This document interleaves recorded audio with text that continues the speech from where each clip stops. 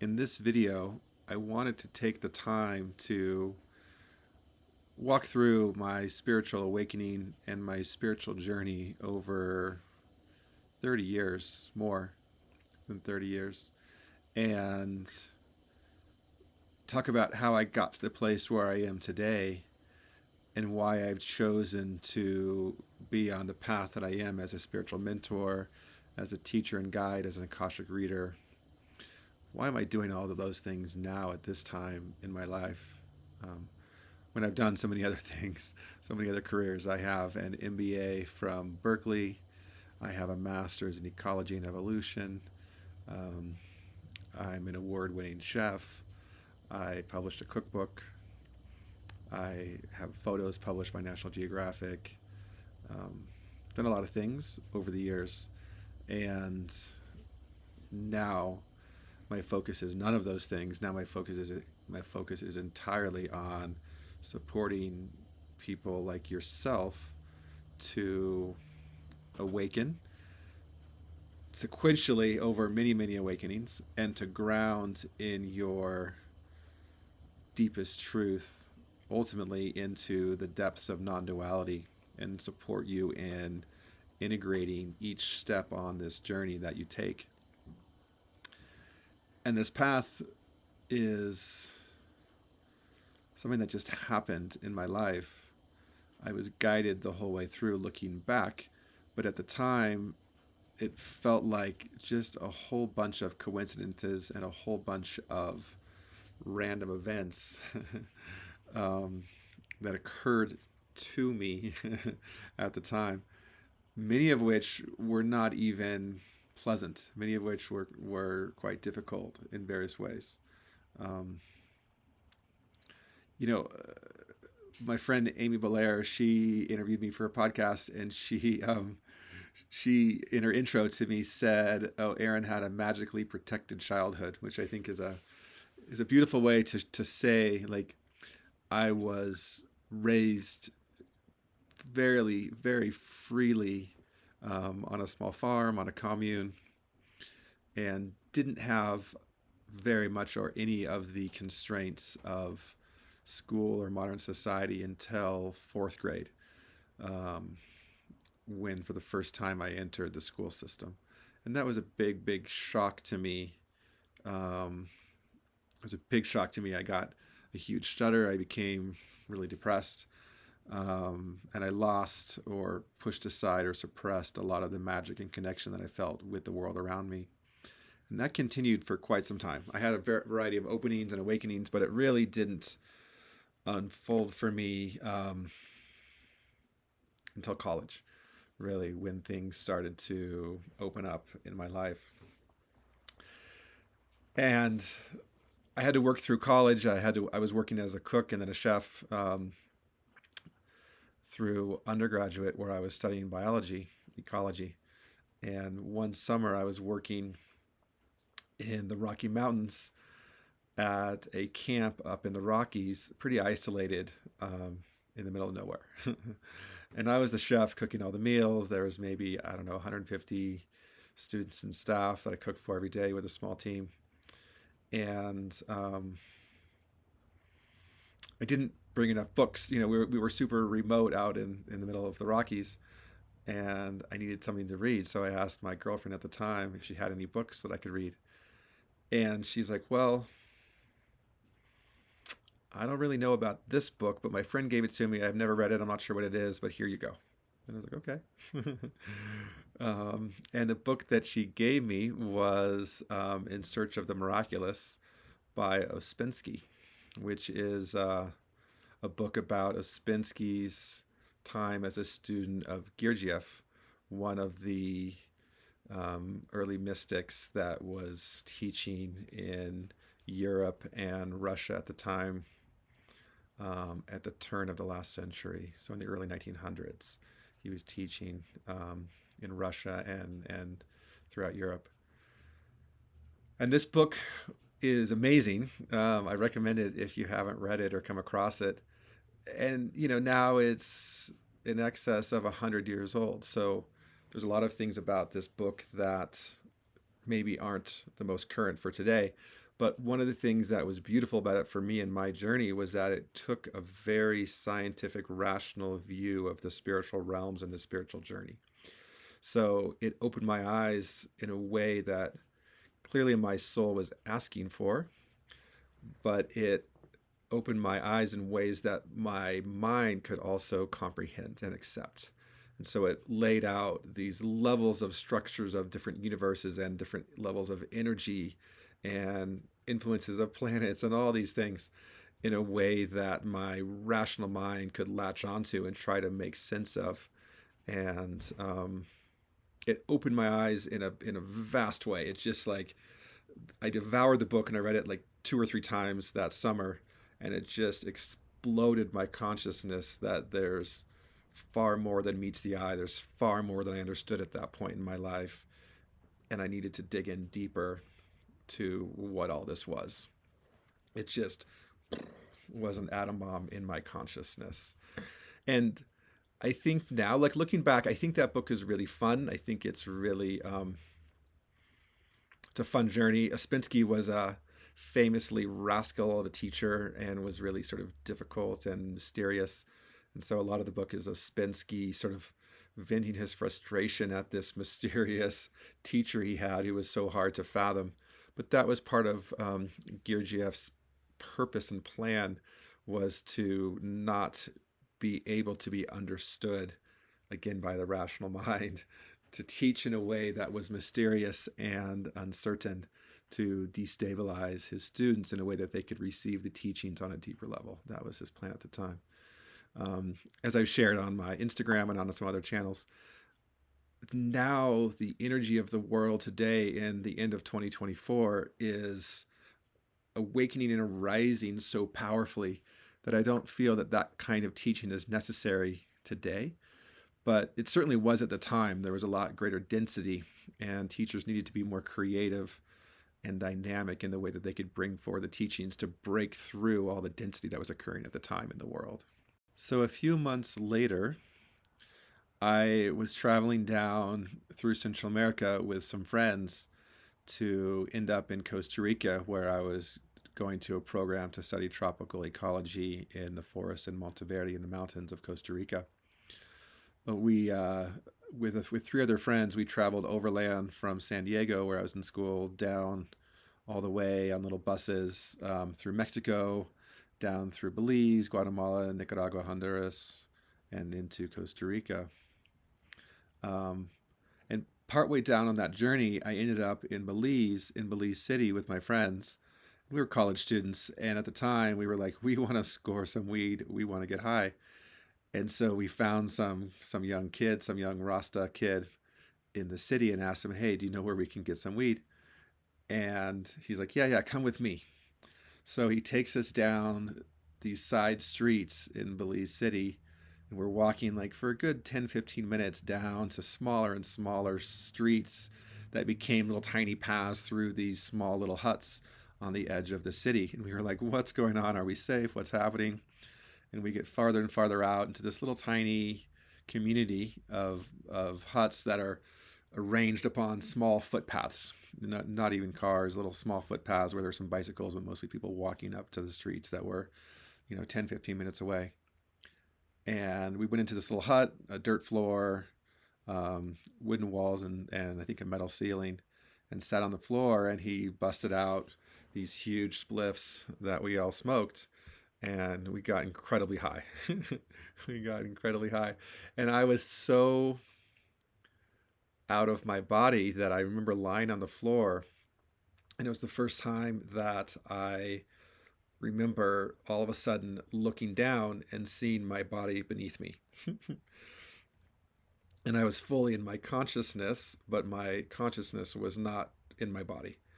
And I was looking down and it's like, this is curious and fun and exciting. And so I just sort of naturally, I guess, drifted up into the sky.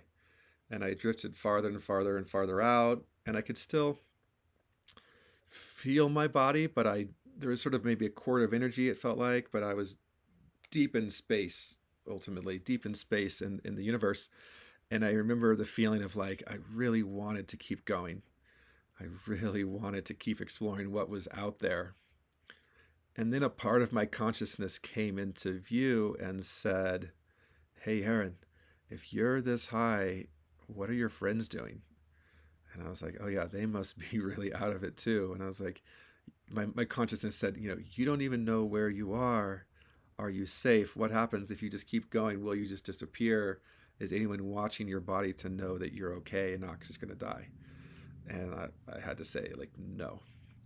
And so my consciousness like immediately came like crashing down back into my body. And I sort of like sat up and looked around, and yeah, my friends were lying on the floor completely out of it, like not aware of anything. Um, to this day, I have no idea if I was in any real danger or if that was just my mind being worrisome. Um, I don't know if there was anything mixed in the cannabis or if it was just like so much of it that I went out of body. Um, or some other thing happened. I'm not sure. Years later. But I sat up and I remember looking around this little hut. I was sitting on this dirt floor, and my friends were on their own little journeys out of it, not engaging. And I looked down, and right next to me on the floor, right next to me on the floor was Be Here Now by Ram Dass. And I'm hoping that most of you know that book. And if you don't, you should get it immediately. And it's this magical book of these drawn pictures and all of these big words. And it's a whole spiritual journey and a really powerful spiritual transmission from Ram Dass's guru through Ram Dass onto the page of this book. It's a magically powerful transmission of the spiritual journey and the spiritual experience. And I had never seen the record of the book before, and I picked it up in the state where I had just been out of body flying into the universe. And I pick up this book and start flipping through it, and the transmission of Ram Dass and his teacher Maharaji just like entered my soul on a deep, profound level, and haven't left for a moment to this day. Years later, um, Maharaji and Ram Dass have been a part of my spiritual life since that second when I picked up that book. Um, so that was my second, I would say, like looking back, profound moment of like a really phase shift of awakening in my life. And that was, a handful of months after I read that book over the summer. Um, a handful of months after I read In Search of the Miraculous. So something in my life, my spirit was like, my spirit guides were pushing my awakening, sort of knocking on my shoulder, saying, "Hey, Aaron, it's time to wake up." A lot of things happened from then. The next year, I was in Costa Rica for a number of months, and I sat with I was up in the mountain town of Monteverde, where I sat with the Quakers. And there was a community of Quakers that had left the U.S. in the 50s because of the Korean War, and they wanted to go somewhere and create sort of a utopian community where they didn't have to support any wars. Their community believed deeply in the values of peace at all costs and weren't wanting to support in taxes or any other way the war effort in the U.S. And so they found this mountain area of Costa Rica where there was no town, and they brought cows and they started to have a dairy farm, and they sat twice a week in a silent Quaker meeting, which is it is a Christian tradition. In this tradition, there's no one in charge of the message, so everyone can simply sit and circle in silence. And whenever someone is deeply called by the Spirit of God to speak, they can stand up and speak. And I had not ever sat in a Quaker meeting up till that point, but my family, my parents had sat in the Quaker meetings for a little bit, and my grandparents and great grandparents came from really strong Quaker background in Pennsylvania. And so when I realized I was studying biology in Costa Rica in a place founded by a Quaker community, I knew I had to sit in silence in that meeting hall. And I sat once or twice a week for the entire time I was there, a handful of months, and just deepened into the silence, deepened into the vastness of spirit in that community, which was very powerful. When I came back to San Diego, the next spring, I was walking by in the student center and looked at the posters on one of the boards, and Ram Dass was coming to speak to San Diego, just a few weeks away. So I went to sit with him um, in San Diego, and this would have been in 1993. Yeah, 1993. So I sat with Ram Dass, and looking back now, he was the first person that taught me to meditate. He led us through a meditation as part of his talk. He gave a Dharma talk and Q&A, and then he led us through a meditation and sort of taught us how to get into this meditative state. And I practiced that format that he led us through for many years until I was able to find other communities to expand my repertoire of what it meant to meditate. So he was the first person to really teach me those methods, and that was back in 1993, a few years ago.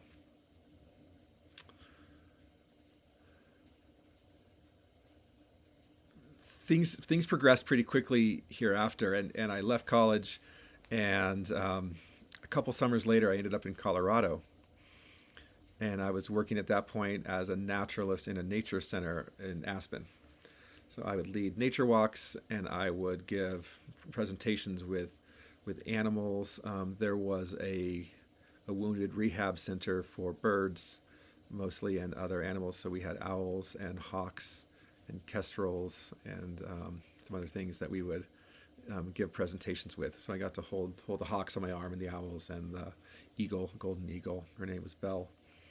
Did programs with. So that was a beautiful job, and also led nature hikes up on the mountains on Aspen Mountain and at the Maroon Bells nearby. So I was outside all the time in the majesty of the Colorado Rockies, which I really love.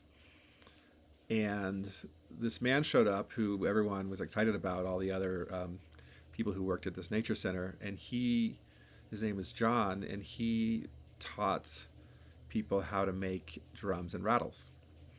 And I was really excited about that. So I started to seek him out and to sit with him.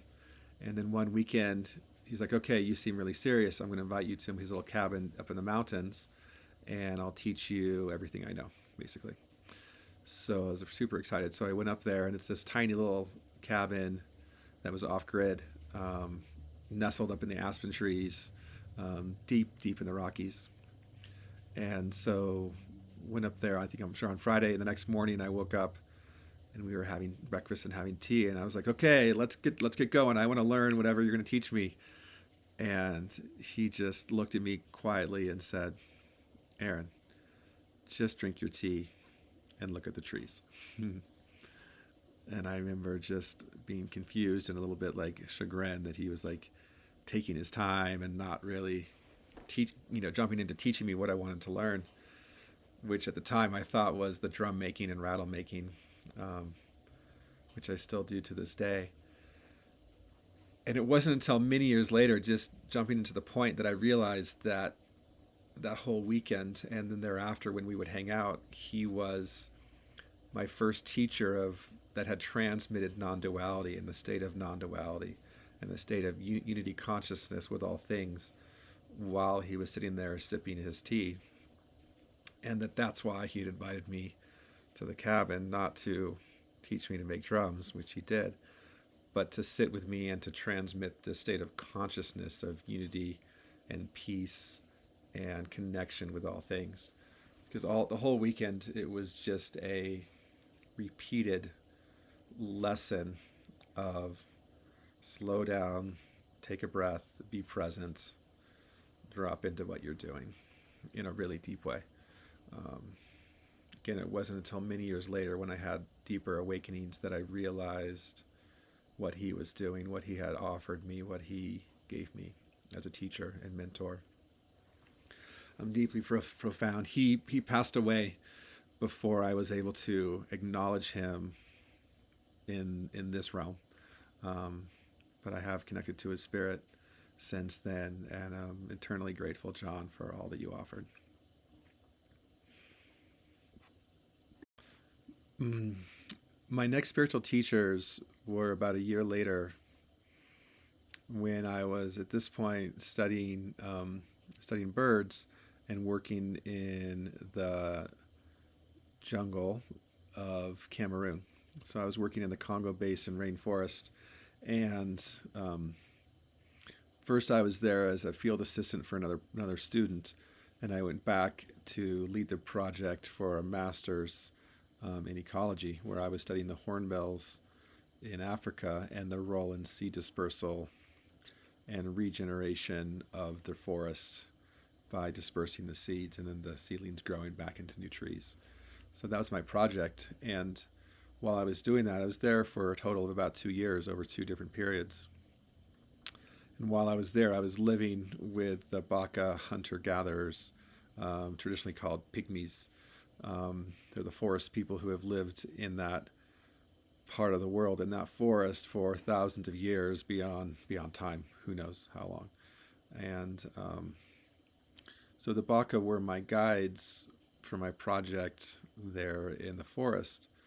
And in particular, it was the elders who would come to guide me, because what was important was that they knew the trees and all the animals, but particularly that they had to know all the trees and the varieties and the subspecies of all the trees and the fruit that they produced and when they were producing them.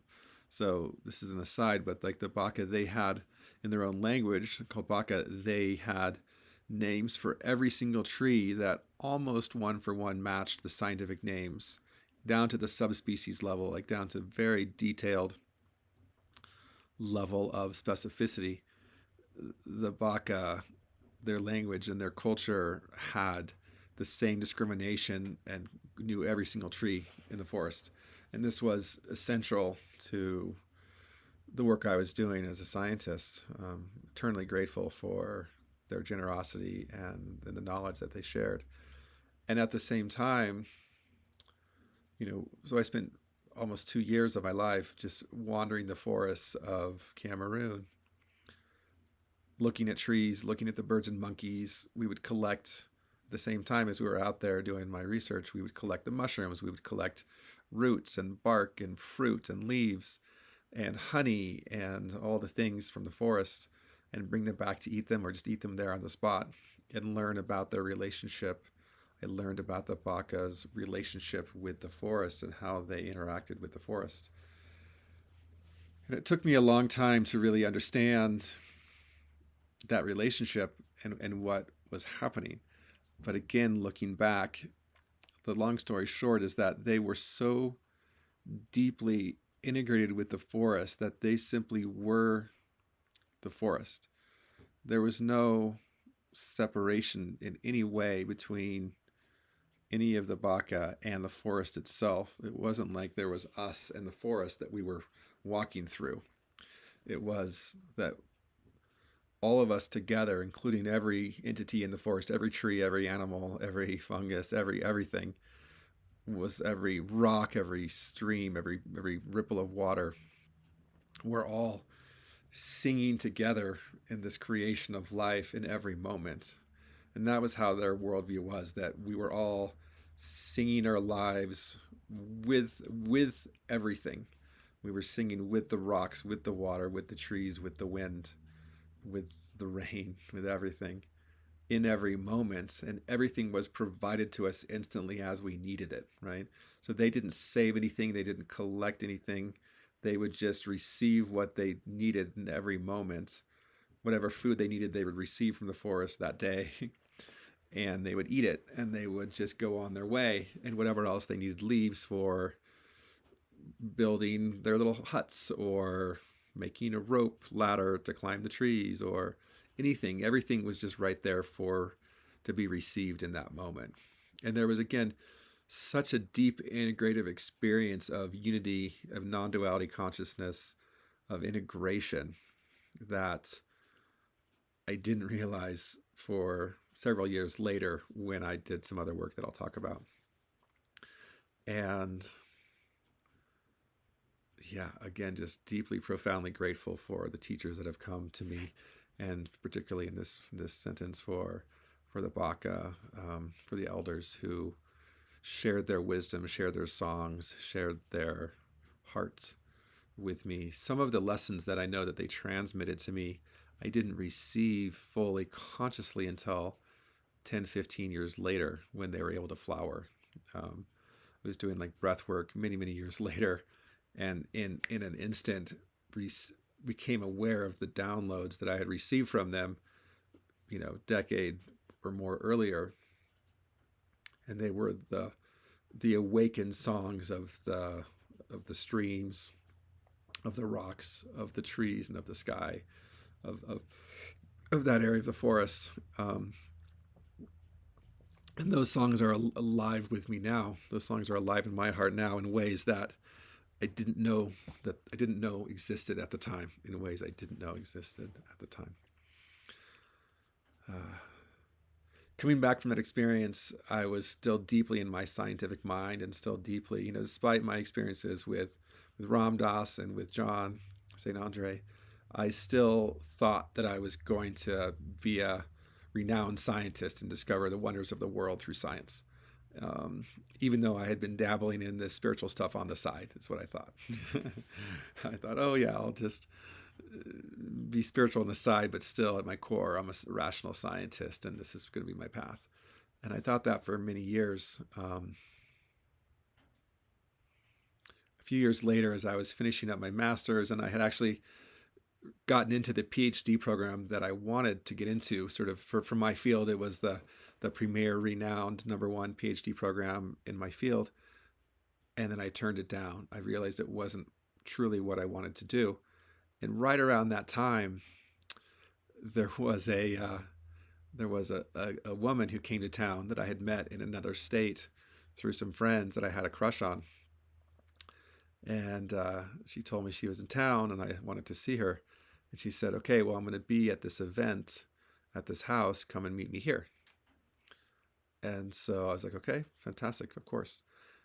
So I drove over there and went into this house, not having any idea what was going to happen.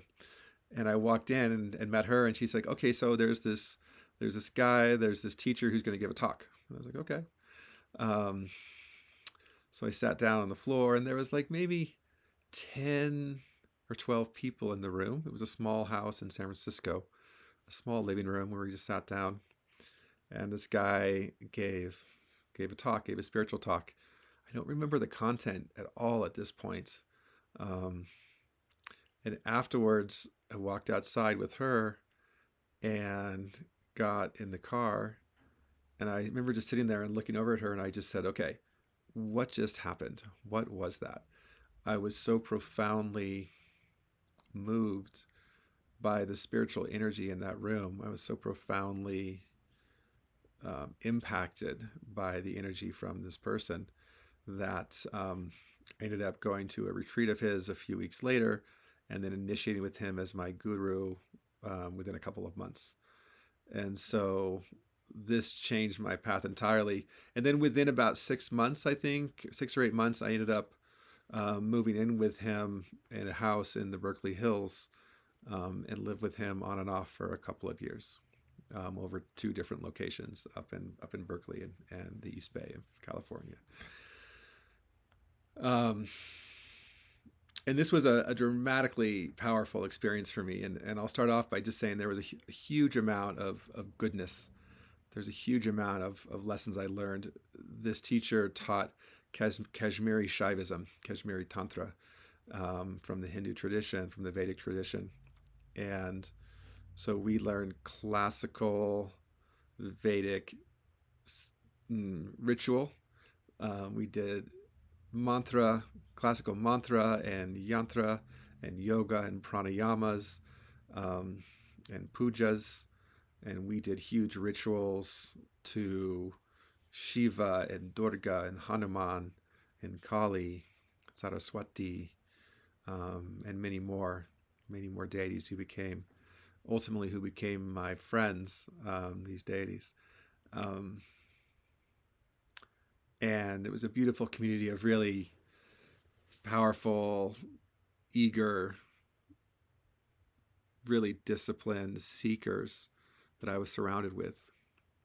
Um, so I was with this teacher with my guru at the time for a handful of years. Um, and the long story short is that I was seeing some signs that were worrisome to me in terms of his integrity. And, but I was sort of blind to them and turning a blind eye and not really fully addressing them. And then some of my dear friends, who at the time I considered to be family, started to use words like abuse and rape and bring up instances of multiple counts of this type of behavior. And he got us all together one day and he said, I'm going to dissolve the school. I'm going to dissolve the teachings. I'm no longer your teacher, your official guru. I'll just be a spiritual friend. And I took that as a point to exit and said, thank you very much. And I was out. And then shortly thereafter, he took with his entire school of students, he went to Thailand, where he had been talking for several years about moving there so that he could be beyond Western moralistic laws. He wanted to get away from the Western legal system so he could do what he wanted. And I took that as a really huge red flag. I was really glad I got out when I did. At that point, when I initiated, there was maybe, less than 20 students who were following this teacher. And when I left the school, there were several hundred. And even before he went to Thailand, he initiated many, many more. And he traveled to Thailand with a few hundred people, I believe. I'm not sure exactly because I didn't go. And started a whole program there and then traveled on from there. So I wish him well. I'm saying this now sort of nonchalantly, but at the time, this was my guru. This was my teacher that I had devoted years of my life to. Years of my life lived with him. I worked as his retreat manager. I created his websites. I created his content. And I was one of the main people after a couple of years that he sent people to when they would come into the community to sort of orient them to what it was like to be studying with this teacher and to live in this community. So to have him be abusing his students, raping his students, and more was a huge blow to my ego. It was a huge blow to my awareness of what it meant to be myself and my trust in myself, and certainly a huge blow to my belief in the spiritual path. And so my instinct at the time was just to turn away from anything spiritual, so I thought, and retreat back into my rational mind and just tell myself, okay, I'm done with all this spiritual stuff. I'm just going to be a rational scientist again, and enough of all of that. And so I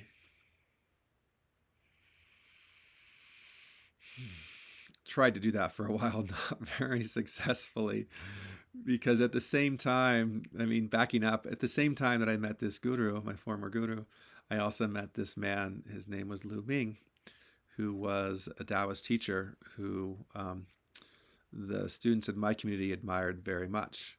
And so I met this teacher, Lu Ming, and went to his talks and took some of his classes and got to know him while I was primarily studying with this tantric guru.